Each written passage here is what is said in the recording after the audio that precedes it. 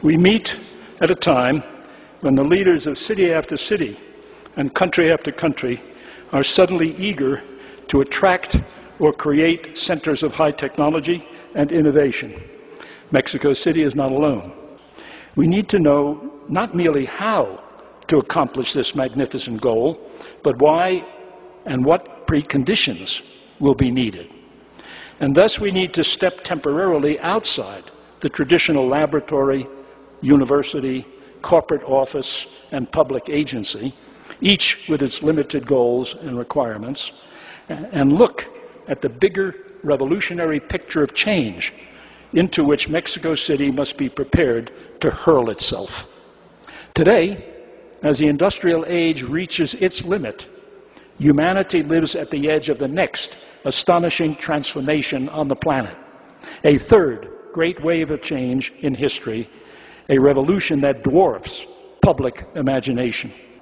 As we all know by now, the economic essence of today's third wave revolution is the shift from production based on muscles to production based on mind. But knowledge, it turns out, is spectacularly different from all the other resources in an economy, which is why today's wealth revolution challenges key assumptions of industrial age economics. At the same time, tomorrow's changes will bring with them immense new opportunities for far-sighted businesses, cities, and governments. In each case, we don't know exactly when they will burst into profitability, but all these things are ongoing within the economy, and they're going to surface before long if they haven't already. What we do know is that leaders in government, business, and civil society will have to anticipate and participate in creating the new legal, social, ethical, environmental, medical, cultural, and political forms of tomorrow. The question facing every organization and city is whether it will ride the revolutionary wealth wave or be left behind. And that is the challenge that faces not just Mexico City, but much of the world. We are heading toward unknown territory. Once again, in human history, we're moving toward the creation of or toward the great third wave of change in human history. In the 1800s in the United States, you had most young people were children of farmers. They worked in the fields. And when somebody proposed that America institute a system of public education for all young people, the parents of the poor parents said, no, we can't allow our kids to go to school. They need to work, otherwise we starve. We don't have enough hands to work in the fields. So they opposed public education. The business community said, we want a system that will create, quote, industrial discipline. Industrial discipline meant you showed up on time.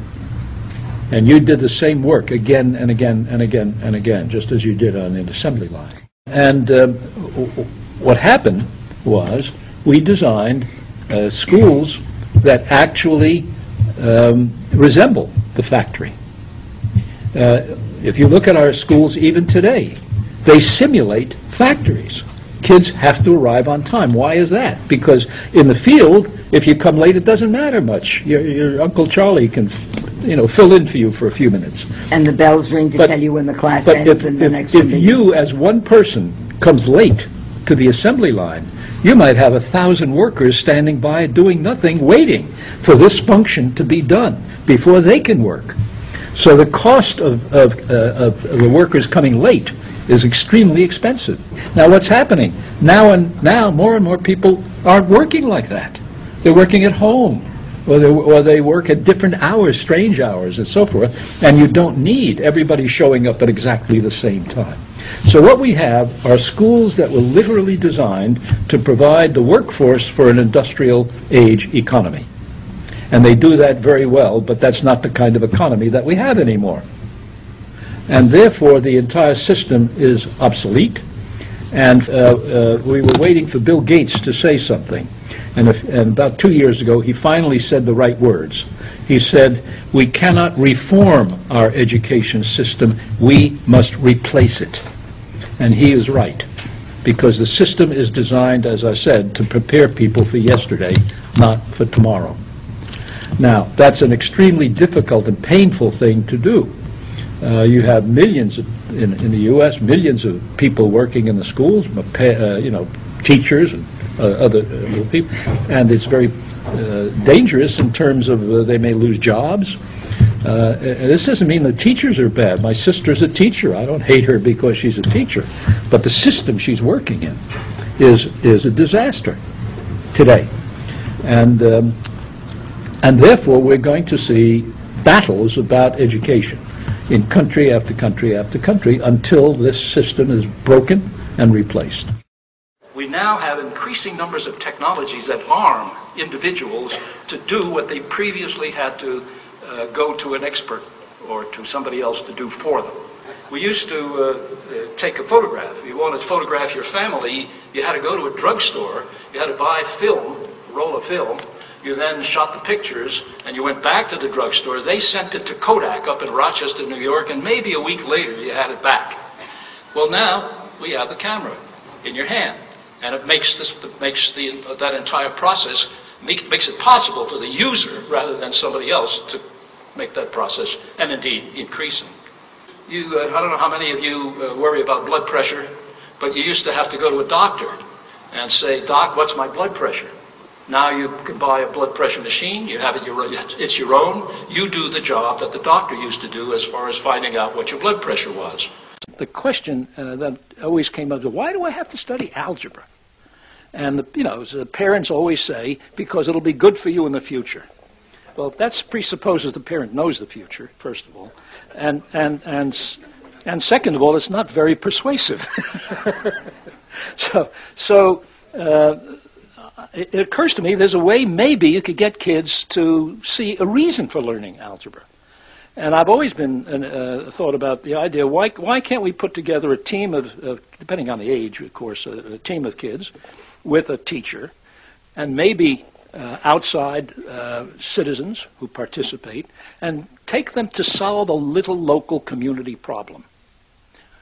Traffic jams, or some piece of pollution or something, which just happens to require algebra to solve the problem. And then when you say, why do I need to learn that? You don't have that issue. You say, we've got to solve this problem. It's action learning rather than some abstract. Obsolete is my favorite word in the whole book. It's a word we cooked up to mean obsolete knowledge. Most of the decisions we make in our daily life are based on obsolete knowledge. The most. Including the White House and our own kitchen, okay? And one reason for that is getting more and more true, because as change accelerates, the rate at which knowledge becomes obsolete accelerates. And as a result, much of what we believe will be in another decade or so. We'll all, if we were able to look back on it, we'll say, how do we ever believe that nonsense? It's stupid. And don't be ashamed of being stupid, because Aristotle was stupid, Da Vinci was stupid. If you read the things they actually believed in their time, you can't believe it. You can't believe that they believed it. It was wildly, wildly absurd. The assumption we make is that education takes place in school.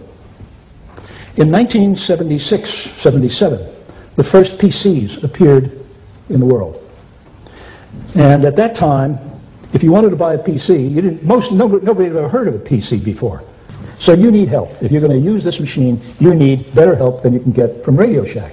What you need is a guru. You need a computer guru. Who is a computer guru? Answer, anybody who bought a machine 1 week before you did. And what happened then was, in a certain way, amazing. Because what happened was, gurus would, one guy would be the guru here, but then this guy would get ahead of him and he would then help him. And you had an enormous transfer of learning among people.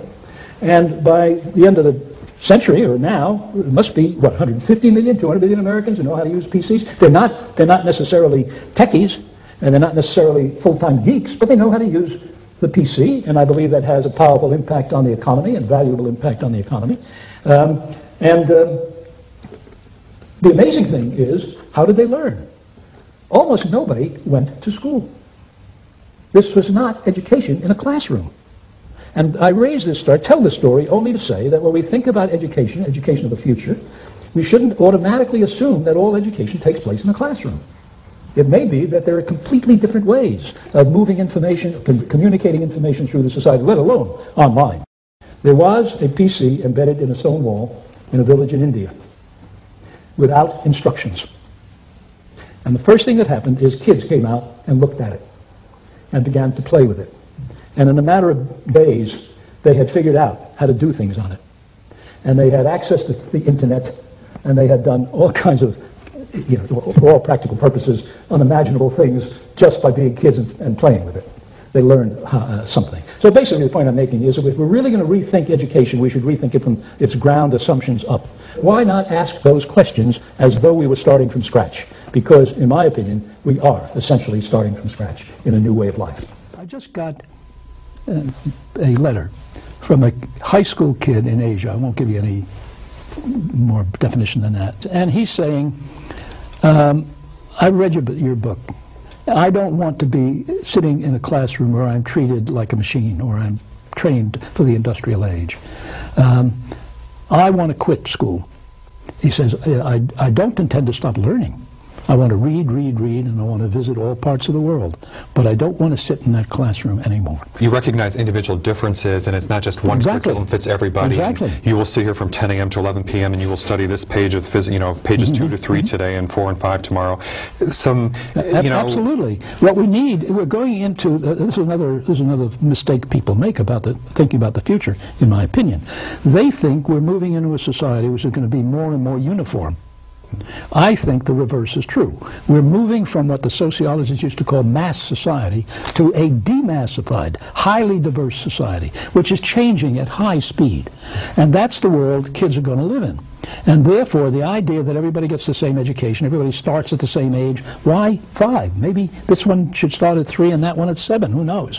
And why should teachers be the only ones who are theoretically providing useful knowledge, and so on. So the whole thing has to be completely rethought. When I was going to film school, we started studying film on 16mm cameras.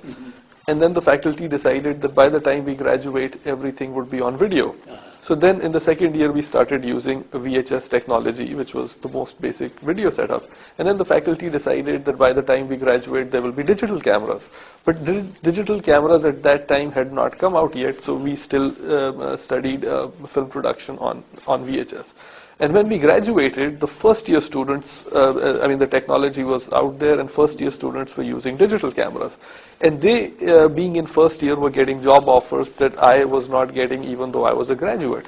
So how do you deal with this dilemma? Like, are we talking about extremely short training courses and just abolishment of these 4-year-long degrees? I would not be surprised. Put it this way. I think we ought to be shutting down a lot of these schools. And then it occurred to me that maybe what we ought to be doing is opening those schools for the elderly. Look at the world.